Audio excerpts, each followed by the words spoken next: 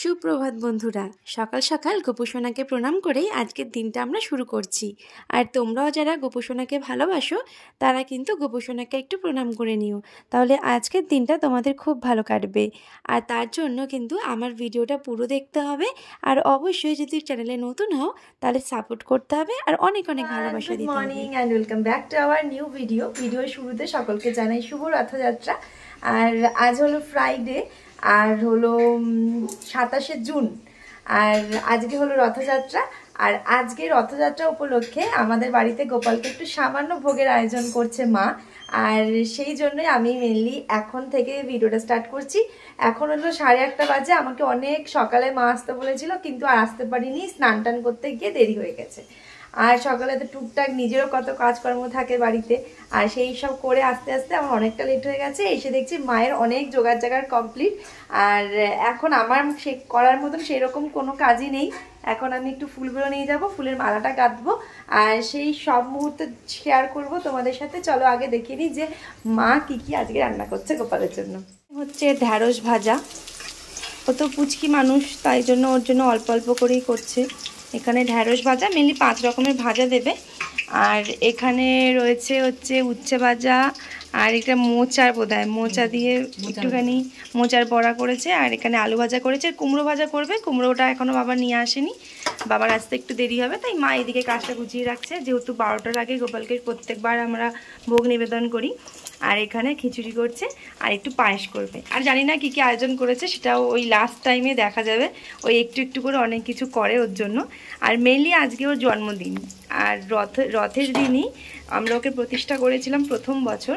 তো সেই জন্য প্রত্যেক বছরই মা চেষ্টা করে সোজা রথে যদি অসুবিধা থাকে তাহলে উল্টো রথে যে কোনো একদিন মোটামুটি ওকে একটুখানি অল্প করে ভোগের আয়োজন করে। এছাড়া সারা বছরে যদি কখনো মনের ইচ্ছে হয় যে না ওকে একটুখানি ভোগ দেব, তখন ওর জন্য মাঝে মাঝে কিছু করে দেয়। তো চলো এখানে মায়ের রান্নাটা হয়ে যাক, তারপর আবার বাকিটা তোমাদেরকে সাজিয়ে গুছিয়ে দেখাবো। মা তুলে রেখেছে, আর এইটা আমি তুলি।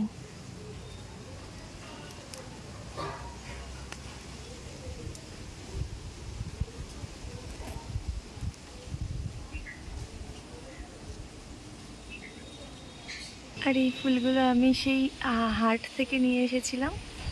এখানে আছে কিছুটা, এইখানে আছে।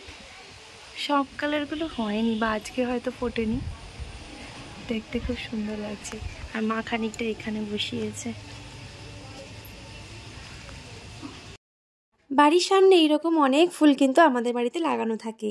হয়তো তোমাদেরকে সবসময় শেয়ার করতে পারি না, কিন্তু মাঝে মাঝে একটু ইচ্ছে করে যে আমাদের বাড়ির সামনে কী ফুল গাছ রয়েছে সেগুলো তোমাদেরকে একটু দেখাই।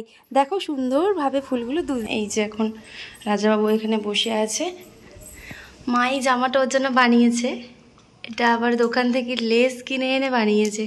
কেমন লাগছে ওকে বলো? কালারটা কি সুন্দর লাগছে না?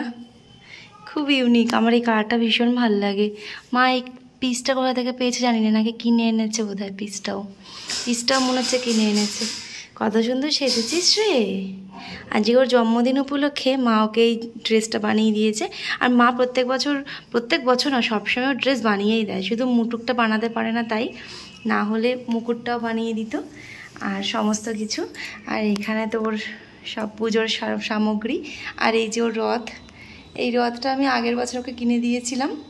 মা আগের বছর ওকে এই রথটাতে করেই সাজিয়ে নিয়ে গেছিলো, আর এই বছরও মোটামুটি সাজিয়ে গুছিয়ে রেখেছে। চলো এবার মা বললো ফুলের মালাগুলো গেঁথে নিই।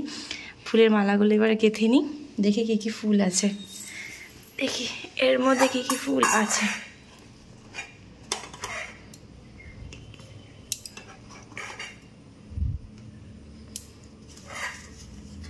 দেখো সব ফুল, আমাদের এগুলো সব বাড়িরই ফুল।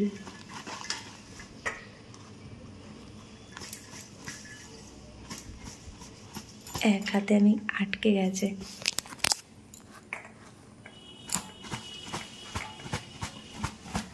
দেখবে এগুলো সব আমাদের বাড়ির ফুল। যা কত ফুল পড়ে গেল দেখো। বাড়িতে যদি এত ফুল ফোটে তাহলে আর ফুল কিনতে হয় বলো? দেখো বেল পাতাগুলো মা রেখে দিয়েছে। বেল পাতাগুলো আমি সরিয়ে দিই একটুখানি। এই দেখো কুড়ি চলে এসছে একটা।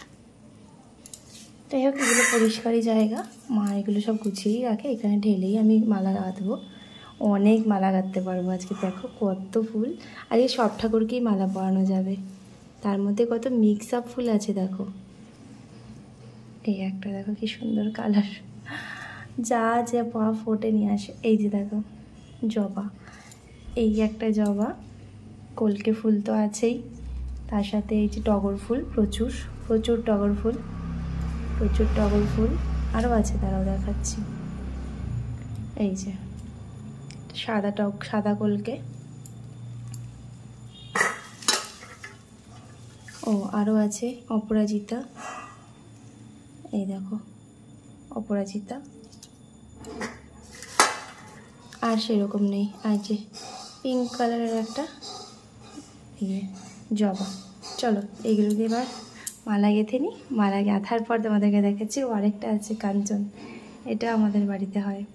অনেক ফুল গাছ আমাদের। গোপালের পুজোর আমাদের ফুলের কোনো অভাব হয় না, গোপালের আশীর্বাদে ফুল কিন্তু বাড়িতে প্রচুর, দেখেছো? এই জন্য দেখো ফুলগুলো মা রেখে আজকে তুলেছে, এইগুলো দিয়েই আজকে আমরা মালা গাঁথবো। এত ফুল থাকতে ফুল কিনতে হয় বলো? এই জন্য আমার এত ভাল লাগে। গোপাল আসার পর থেকে যেন আমাদের বাড়িতে ফুলের আরোই অভাব নেই, তাই না সন্টু? পুচকু বুড়ো, আমাদের পুচকু বুড়োকে দেখেছ? চলো মালাটা এবার গেঁথে নিই। মালা গাঁথার আগে ভাবছিলাম যে হয়তো অনেকটা সময় লেগে যাবে, আর সময় কিন্তু খানিকটা লেগেও ছিল। প্রথমে মা দেখিয়ে দিচ্ছিল যে ফুলগুলো আমি কিভাবে নেব আর কিভাবে মালাটা গাঁথবো। আর এই টগর ফুলগুলো যেহেতু বেশি ছিল, সেই জন্য কিন্তু এই ফুলের যে সবুজ অংশটা সেগুলোকে মা বাদ দিয়ে দিতে বলছিল, তাহলে একটু গোছা গোছা হবে, দেখতে বেশ সুন্দর লাগবে। আর এখানে জবাগুলো রয়েছে, জবাগুলোর মালার মধ্যে দেবো না, জবাগুলো পুজোর কাজে লাগিয়ে দেবো। আর যে টগর ফুলগুলো রয়েছে সেগুলো আলাদা করে বেছে নিচ্ছি। মালা গাঁথা আর সেরকম কোনো ভিডিও নিতে পারিনি, কারণ আমি তো এখানে কোনো স্ট্যান্ডে নিয়ে আসিনি, তাই এই ফুলগুলো দিয়ে কিন্তু মালাগুলো গেঁথে নিয়েছি। তোমরা দেখেছো যে কত ফুল ছিল, আর সেই ফুলগুলো দিয়েই কিন্তু মালাগুলো আমি গেঁথে নিয়েছি। আর এইভাবে সমস্ত ফুলগুলোকে আলাদা আলাদা রেখে দিয়েছি। আর এই যে সবুজ গাছের অংশগুলো, এইগুলো দিয়েই কিন্তু আমি আলাদা করে রেখেছি। এগুলো কোনো কাজে লাগবে না, এগুলোকে ফেলে দিতে হবে। আর এই হলুদ যে কলকে ফুলগুলো দেখছো, এগুলোর নাম আমি জানি না। এই ফুলগুলো আমাদের ছাদে গাছ লাগিয়েছে মা, সেখানেই প্রায় 3-4টে করে ফুল ফোটে, আর মা এনে পুজোর কাজে লাগিয়ে দেয়। আর এই ফুলগুলো দেখতেও বেশ ভালো লাগে, আর এইগুলো দিয়েই আজকে আমি গোপুসোনাকে সাজাবো। আর এইখানে দেখো আমি ফলগুলোও কেটে নিয়েছি, এবার ঠাকুরের প্লেটটা সুন্দর করে গুছিয়ে দিচ্ছি।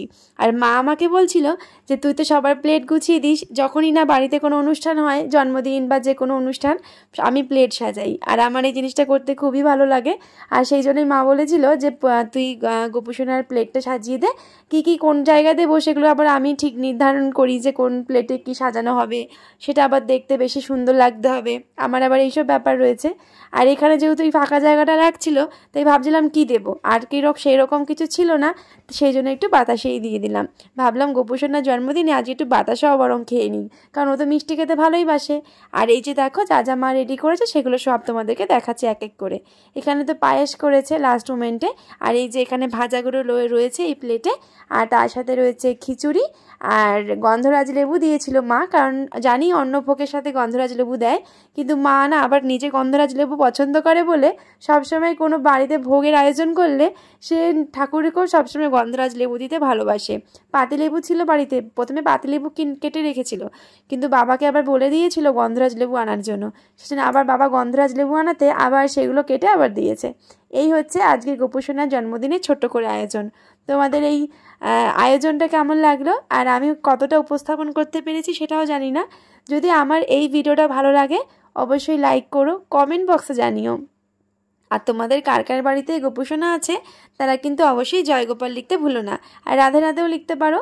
আর এই হলো ফাইনালি আমাদের গোপুসোনার সাজ।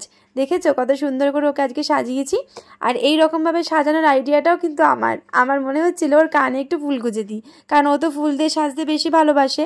আর আমরা কিন্তু বাইরে থেকে কোনো মাল আজকে কিনে আনিনি, সব বাড়িতেই গেঁথেছি বাড়ির ফুল দিয়ে, তোমরা তো সেটা দেখেইছো।